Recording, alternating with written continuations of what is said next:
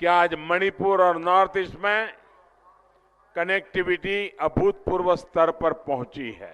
मणिपुर इतिहास में लिखा जाएगा, मैं आपको बता रहा हूं, जो खुदाबंद करने वाला है। सारे शैतान और उसके एजेंट शर्मिंदा होंगे, मैं आपको बता रहा हूं। आपका ही आशीर्वाद है कि मणिपुर सहित पूरे नॉर्थ ईस्ट में ब्लॉकेड और हिंसा का वो लंबा दौर अब खत्म हो रहा है। ये आप ही का सहयोग है जिसके कारण नॉर्थ ईस्ट नए भारत की एक्ट ईस्ट पॉलिसी का एक अहम सेंटर उठाएंगे मणिपुर के लिए। मणिपुर इतिहास में लिखा जाएगा, मैं आपको बता रहा हूं, जो खुदाबंद करने वाला है। सारे शैतान और उसके एजेंट शर्मिंदा होंगे, मैं आपको बता रहा हूं। और लॉन्ग टाइम के लिए तैयार हो जाएं वो शर्मिंदा होने के लिए। ऐसी सारी योजनाएं शैतान की कर्स करते हैं खुदाबंद, श्रापित करते हैं सब शैतान की प्लानिंग्स को नाश होने के लिए। तूने इंसानों के लिए हमें उल्टी प्रार्थना करने का हुक्म नहीं दिया, इसलिए हम उनको तेरे हाथों में सौंपते हैं। खुदावंद तेरी दया को मांगते हैं मणिपुर के लोगों के लिए। प्रभु यीशु मसीह के सामर्थी नाम में हम मांगते हैं। यहां पर परमेश्वर की ग्रेस अवेलेबल है। मुझे मालूम है कि परमेश्वर का आत्मा यहां मौजूद है। अगर वो उस बहन को छू सकता है, हां, वो मुझे भी छू सकता है। अगर वो उस एक्सीडेंट वाले रोगी को छू सकता है, वो मुझे भी छू सकता है।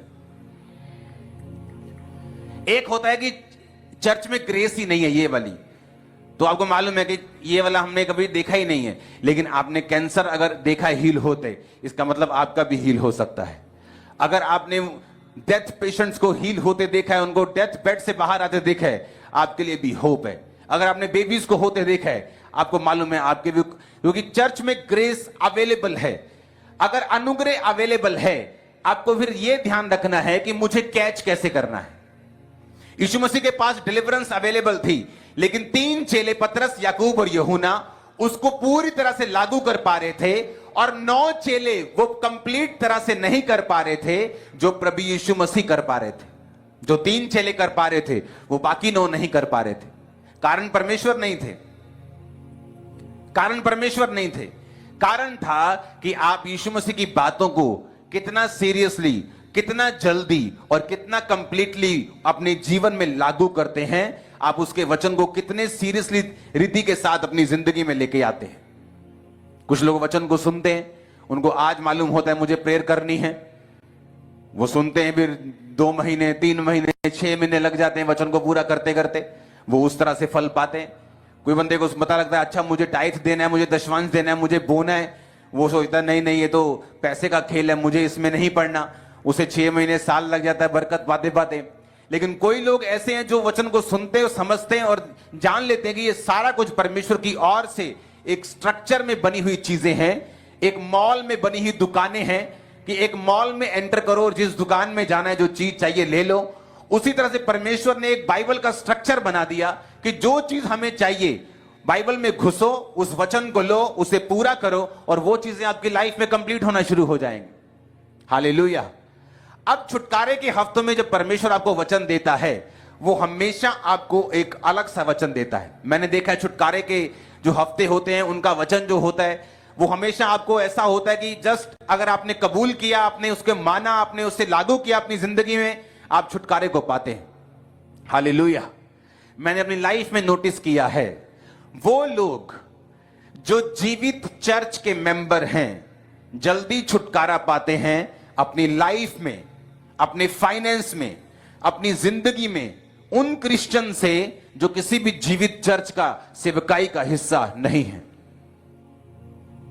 बाइबल कहती, परमेश्वर ने कहा मैं अपने नाम के निमित्त तुझे छुड़ाऊंगा, मैं अपने नाम के कारण तुझे छुड़ाऊंगा। इसका मतलब क्या? जब आप एक जीवित चर्च का हिस्सा बनते हैं तो आप सिर्फ एक मेंबर नहीं है चर्च के, आप उस चर्च के इवेंजलिस्ट हैं, आप उस चर्च के सुसमाचार प्रचारक हैं, आप उस चर्च के सपोर्टर हैं, आप उस चर्च के प्रीचिंग करने वाले, उसके बारे में बताने वाले लोग हैं। क्योंकि ये एक दर्शन है, ये मेरा दर्शन नहीं। आपका पैसा, चर्च का पैसा मेरा पैसा नहीं। मैं मैनेजर हूं। जैसे बैंक मैनेजर बैंक के पैसों का मालिक नहीं होता, लेकिन उसे मैनेज करता है। उसी तरह से जब हम एक दर्शन में जुड़ जाते हैं कि परमेश्वर ने मुझे दर्शन दिया कि अब ऐसा होगा, अब इस तरह से कलीसिया जो है पंजाब में स्टैब्लिश होगी, टेंट चर्च होगी, शुरुआत की, एक दर्शन हुआ, लोगों ने बरकत पाई, लोगों मसीह की फ्रेंड्स, हम लोग जो आज प्रार्थना निवेदनों में लगे हुए हैं, प्रभु आप सबके लिए मार्ग खोल रहा है और आपको वो चीज बहुत जल्दी नजर आने लग जाएगी। जिस तरफ से आज हम लोग प्रेयर मीटिंग्स में हैं और हम लोग अपनी प्रार्थना निवेदन भेज रहे हैं, क्योंकि हम लोग परमेश्वर के निकट हैं। जितना हम परमेश्वर को पुकारेंगे उतना परमेश्वर हमारे पास होगा, क्योंकि वचन कहता है कि ढूंढोगे तो पाओगे और खटखटाओगे तो तुम्हारे लिए खोला जाएगा, क्योंकि वो हृदय के द्वार पर खटखटाता है और हमारे लिए खड़ा हुआ है। तो जो लोग विश्वास करते हैं मेरे भाई बहनों, आज उन सब के लिए प्रभु बहुत बड़ा मार्ग खोलने वाला है। तो इस वीडियो के द्वारा जो मैंने आपको बताया, आप अपने आप को बैलेंस करें, स्थिर करें, क्योंकि परमेश्वर का वचन कहता है कि आप किसी भी हालत में हो। मेरे फ्रेंड्स, मैं जानता हूँ, मेरे भाइयों, कि हम लोग प्रभु को जानने के बाद बहुत परेशानियों में जाते हैं, क्योंकि हमारे अंदर कटनी होती है, हमारे अंदर बहुत सारी बुराइयां होती है, हमारी फैमिली के अंदर हमें बहुत सारी अनएक्सपेक्टेड चीज़ें देखनी पड़ती है और वही चीज़ हमारे को बहुत कुछ टॉर्चर दे जाती है और हमारी मेंटल हेल्थ बिगड़ जाती है। हमारी ऑल ओवर जो भी हमारे टारगेट्स होते हैं वो सब कुछ हमारे टारगेट्स हट जाते हैं। तो मैं आप सबके लिए प्रार्थना करना चाहता हूँ और आप सबसे निवेदन करता हूँ कि जिस तरह से आप प्यार दे रहे हैं, देते रहें, और परमेश्वर आप सबके लिए एक सहायक भेज रहा है। आप विश्वास करें, इसी रात, इसी समय, इसी पल में आप अपने उस सहायक को महसूस करेंगे। अगर आप परमेश्वर पे बिलीव करते हैं, आपको कहीं भी किसी भी चीज़ पे भय खाने की ज़रूरत नहीं है। परिस्थिति कैसी भी हो, चाहे हम लोग मर भी जाएं, परंतु परमेश्वर की नज़रों में, और परमेश्वर हमें जिंदा भी कर सकता है, क्योंकि उसका वचन यही कहता है कि जितनों ने विश्वास किया उन्होंने उद्धार पाया। क्योंकि परमेश्वर हमारे लिए यीशु मसीह को भेजता है और उसने हमारे लिए ये सब कुछ रचा है। उसने एक रिश्ता हमसे कायम करा है कि हम इस समय में वचन को अपनी तलवार बनाए। वचन हमारी ज़िंदगी को बचा सकता है। आज आप बीमारियों में हैं, आज आप परेशानियों में हैं, और आज आप कर्ज में हैं, रोग में हैं, कर्जों में हैं, परेशानियों में हैं। ये सब चीज़ों का कारण हमारे हालात हैं जो कि हमसे दूर है। हमारे हालात, हम जो चाहते हैं वो मार्ग पर नहीं चल पाते, क्योंकि परमेश्वर जब तक आपसे दूर रहेगा, आप उसे पुकारें, आप बहुत सारी चीज़ों में उलझ जाएंगे।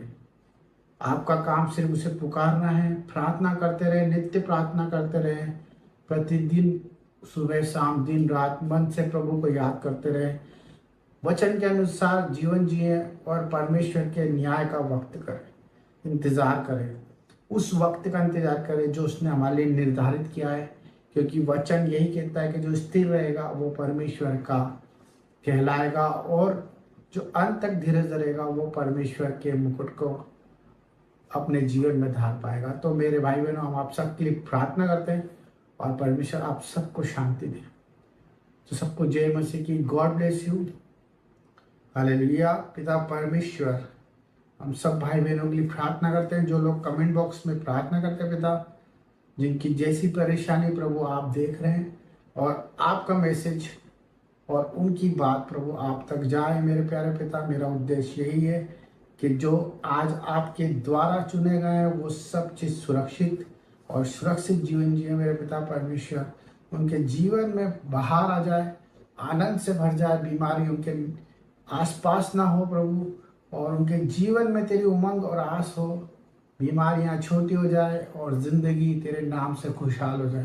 प्रभु, तेरे आगे हाथ फैलाने वाले कभी मनुष्य के आगे हाथ ना फैलाएंगे। मेरा विश्वास है मेरे प्यारे पिता कि तेरे बच्चे तेरे न्याय के लिए खड़े हैं और अपने आप को नहीं परंतु तुझे देख के जीने वाले हैं। सबको जय मसीह की और सबके लिए आशीषित हो प्रभु यीशु के नाम में, आमीन। तो God bless you all of you. ये आपके लिए एक मैसेज था। परमेश्वर आप सबको शांति दे।